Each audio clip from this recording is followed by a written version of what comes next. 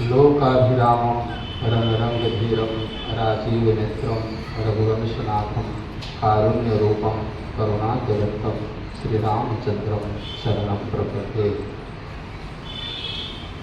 मनोजवं मारुतुल्यवेगं जितेन्द्रियं बुद्धिमतां वरिष्ठं वातात्मजं वानरयुद्धमुख्यं श्रीरामदूतं शरणं प्रपद्ये।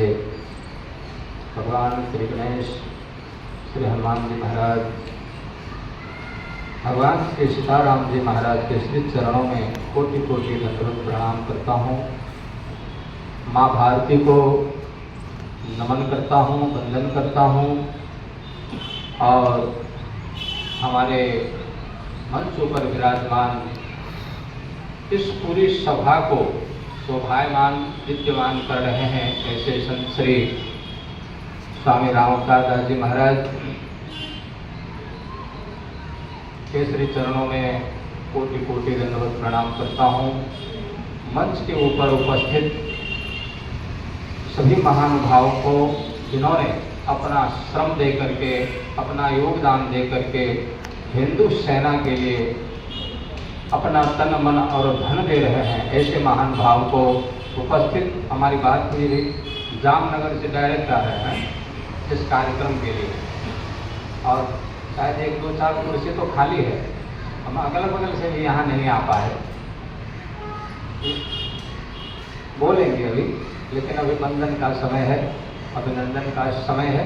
तो मंच के जितने भी विराजमान हैं मैं इनको वंदन करता हूँ। आप लोग जितने भी यहाँ कार्यकर्ता उपस्थित हैं, आप सबको हमारे अभी भी पहले कभी याद हो या ना हो, हम तो बहुत दिन से इसमें जुड़े हुए हैं।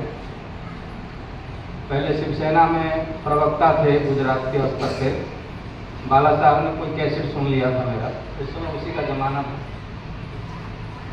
बड़ी इच्छा हुई गई उनकी कि मैं इनसे मिलूं और मुझे बुलवाया, मैं मिला और ये अधिका फिर विश्व हिंदू परिषद का अशोक सिंघल जी आदि से मुलाकात हुई।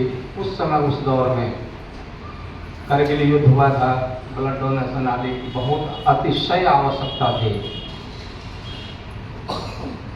तो शुरुआत से मैं अनुभव कर रहा हूँ, जुड़ रहा हूँ, लेकिन उस समय भी शायद समाज में इतनी जागरूकता नहीं थी जितनी कि अब है।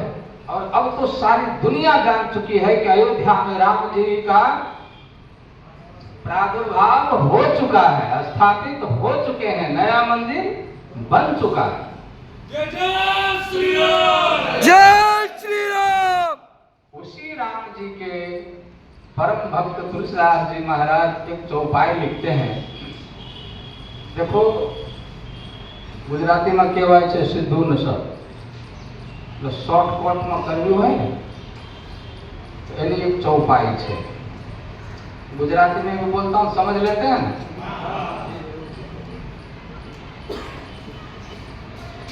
मैं खिचड़ी ज्यादा पसंद करता हूँ, इसलिए सारी भाषाओं को।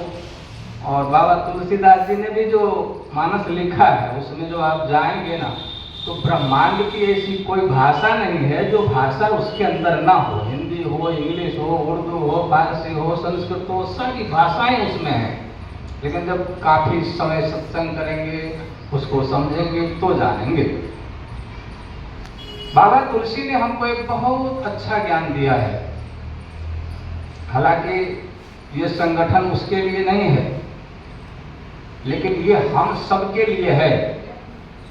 बहुत बड़ा ज्ञान। सिया राम मैं सब जग जानी, करऊं प्रणाम जोरी जुग पानी। आप सभी को सीता और राम का रूप मानकर ही मैं वंदन करता हूं। ऐसा उन्होंने क्यों कहा? ऐसा इसलिए कहा कि निज प्रभु मैं देखहि जगत, तो केहिसन करहि विरोध। हम में भी राम है, तुम में भी राम है, तो मैं विरोध करूं किसका? लेकिन हम सब कुछ न कुछ तो रामायण के बारे में जानते हैं। कई जगह प्रश्न उठाए जाते हैं, भैया उठो शरण रावण मारा। भगवान जब भगवान थे राम जी तो उन्हें क्रोध आया क्यों? अब सोशल मीडिया का जमाना है, बस क्यों लिख के छोड़ दिया, उस पे अपने बड़े बड़े ज्ञानी सब लगे रहते हैं, कुछ न कुछ टिप्पणियां करते रहते हैं। लेकिन भाई जब रामायण पढ़ोगे ना तो ज्ञान मिलेगा कि राम ने क्रोध कभी किया ही नहीं था। राम ने क्रोध को बुलाया था कि भाई रावण को मारना है, युद्ध करना है। अब युद्ध करेंगे तो क्रोध में तो आना ही पड़ेगा, गुस्सा दिखाना पड़ेगा।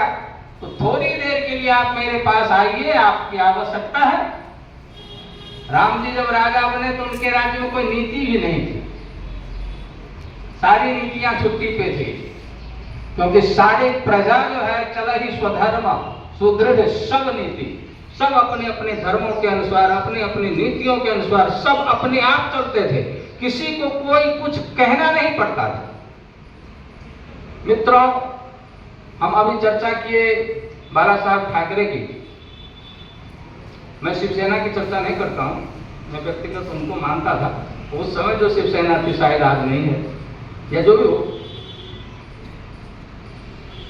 हमारा तो वो दीपक भाई देख के आए ने 10x12 की दुनिया है,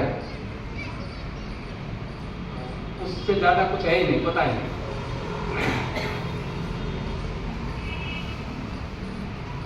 लेकिन हमने बहुत कुछ देखे हैं, बहुत कुछ झेले हैं, पीठ पे पेट्रोल पंप भी झेले हैं, 200-200 बच्चों को बचाए भी हैं जो चारों तरफ से घिर गए।